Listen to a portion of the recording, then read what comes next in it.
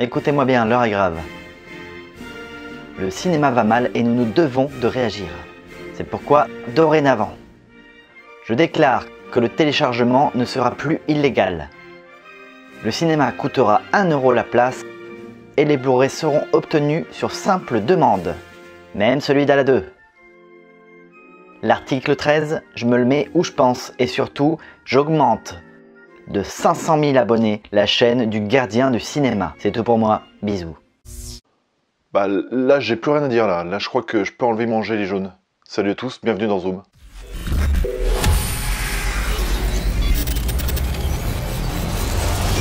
Aujourd'hui dans Zoom, nous allons parler du film Utøya 22 juillet, film du Danois Erik Poppe, qui retrace un attentat survenu justement le 22 juillet 2011 en Norvège sur l'île d'Utøya. Alors ce même jour, la Norvège subissait 2 attentats, un à Oslo, l'autre justement à Utøya, et on retrouve donc quelques années plus tard, à quelques mois d'intervalle, 2 longs métrages. Un qui figure sur Netflix, à savoir un 22 juillet réalisé par Paul Greengrass et celui-ci qui vient de sortir en France en salle cette semaine. Comme d'habitude, je commence à attribuer une note au film afin que vous ayez mon ressenti global avant de commencer cette critique. Et pour Utøya 22 juillet, ce sera un 17 sur 20. Ce film, plus que jamais, mélange la réalité et la fiction au point qu'on ne puisse plus du tout la différencier, à savoir que c'est une expérience désagréable à vivre, qui n'est presque plus du cinéma. Et comme dit au début du film,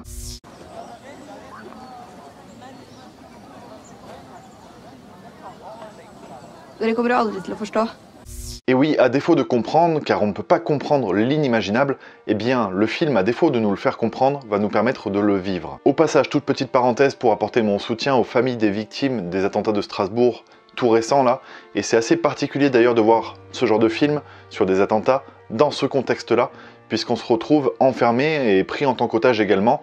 Donc voilà, à l'actualité qui n'est pas drôle, on s'ajoute des souffrances en tant que spectateur. Donc il faut vraiment avoir envie pour aller voir ce film en ce moment. Mais bon, c'est au final un moyen comme un autre de parler de ce qui s'est passé. C'est un moyen de le vivre, de le partager. Donc à vous de voir si vous avez envie ou non d'aller mater ce film-là. Prouesse technique puisque ce long métrage de 72 minutes est réalisé en un seul plan séquence. Quand je vous disais ce film est un mélange de réalité et de fiction, c'est que justement on a l'impression d'être dans le réel puisque l'attentat a duré 72 minutes et que le plan séquence dure 72 minutes.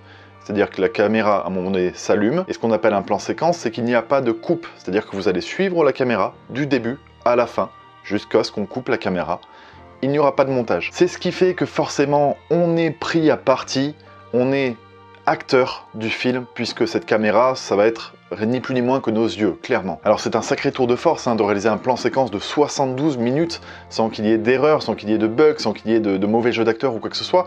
Ça a été fait en 5 jours ce film et donc il y a dû avoir énormément de prises, énormément de travail en amont pour pouvoir faire ça, pour pouvoir avoir ce rendu qui honnêtement est impeccable. C'est le deuxième film qui est tourné intégralement en plan séquence après Victoria, qui est un excellent thriller que je vous recommande vivement parce que c'est un très très bon film, vraiment. Donc on arrive à faire des choses assez originales et assez immersives en faisant des plans séquences comme ça, c'est très intéressant, vraiment, allez le voir si vous pouvez. On va donc se concentrer sur une actrice, un personnage en particulier, qu'on va suivre, qu'on va voir évoluer. On est à côté d'elle, on se planque quand elle se planque. C'est assez hallucinant parce que les mouvements de caméra sont vraiment les mouvements qu'on pourrait faire avec notre regard. C'est-à-dire qu'il y a des moments où on a envie qu'elle regarde à certains endroits, et bien la caméra va furtivement aller regarder comme le feraient nos yeux justement, et sans trop s'y attarder, puisque avec la peur, avec les enjeux, avec la tension, eh bien on serait dans le même état que cette réalisation qui nous propose de se planquer en permanence, d'être au contact des acteurs, d'être proche d'eux, et de ne pas voir le tueur. Ça, c'est assez hallucinant.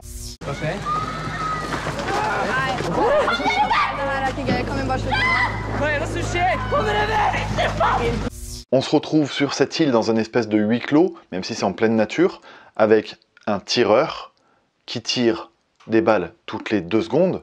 J'exagère à peine, mais vraiment, il y a des coups de feu qui retentissent très régulièrement, et ces coups de feu mettent une tension dramatique, terrible, omniprésente. C'est-à-dire qu'on est rythmé par rapport à ces coups de feu qui laissent un froid glacial et qui vraiment nous tiennent en haleine du début à la fin.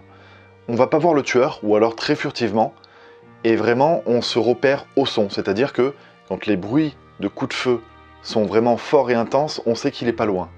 Et quand on les entend au loin, on se dit on a un petit peu de répit. Il y a quelques discussions justement dans ce long métrage, il y a quelques échanges entre acteurs qui sont justement entrecoupés de ces coups de feu qui vont systématiquement mettre un grand froid et un gros blanc, et c'est terrible, c'est juste terrible. Le temps va paraître très long, je vous préviens. Ça dure 72 minutes, en réalité il y a un vrai rythme dans ce long métrage, mais on est piégé comme un otage. C'est-à-dire que ça va nous paraître très long parce que c'est hyper désagréable. Le film est fait pour ça, hein. Le film est fait pour nous faire vivre un attentat, nous faire comprendre peut-être au travers de la sensation, justement, pas comprendre l'acte, mais comprendre ce qu'on peut y ressentir, et du coup, ça passe, enfin, c'est terrible à vivre. Ça me fait penser un peu à un Gaspard Noé, sauf qu'on enlèverait le côté fiction des œuvres de Gaspard Noé. Parce que voilà, quand on va voir un Gaspard Noé, on sait qu'on va vivre une expérience complètement désagréable, mais là c'est le cas, sauf qu'on a l'impression vraiment d'y être et de ne pas pouvoir s'y échapper. On est pris en otage par la salle de cinéma, on est pris en otage parmi ces étudiants qui sont là, et on ne peut pas agir, on ne peut rien faire à part subir et attendre le dénouement du film. Le film bénéficie d'un vrai message politique, et de par l'introduction et de par la conclusion, on tient à insister sur certains points, certains messages politiques. Mais ça reste avant tout une grosse expérience. Je suis pas sûr qu'on puisse ressortir indemne en voyant un long métrage comme ça. Je suis pas sûr qu'on puisse ne pas entrer en empathie avec les personnages, voilà, qui sont des acteurs amateurs et qui pourtant transpirent la vérité, transpirent le réalisme en fait. Je vous encourage à aller voir Utøya si vous avez envie de vous faire un petit peu mal, si vous avez envie peut-être d'accompagner ces gens qui ont souffert. Parce que voilà, le film a été monté en fait au travers de témoignages de personnes qui ont survécu. Et donc il y a eu un gros travail fait par rapport à ça, pour les scènes, les mises en situation, etc. À noter aussi que ça a été fait sur une île pas loin de l'île où ça s'est réellement passé, c'est-à-dire que c'est pas l'île d'Utøya que vous voyez dans le film. Par respect pour justement ces personnes qui sont décédées sur cette île, ils n'ont pas voulu filmer sur le même terrain. Ce que je trouve plutôt bien. Donc c'est sur une autre île, mais qui représente à peu près la même chose. Voilà, je vais pas avoir besoin de vous en dire plus, honnêtement, je pense que vous avez compris que j'ai été marqué par ce long métrage. Je sais pas ce que vous en avez pensé, si vous l'avez vu. En tout cas, franchement, c'est une sacrée claque. Un film impactant, puissant, un film nerveux, un film qui fait froid dans le dos, qui fait très mal, qui fait très peur, un film qui fait ressentir énormément d'émotions. Et faites ce que vous voulez, allez le voir ou pas. En tout cas, moi je vous dis à très vite. Ciao, ciao.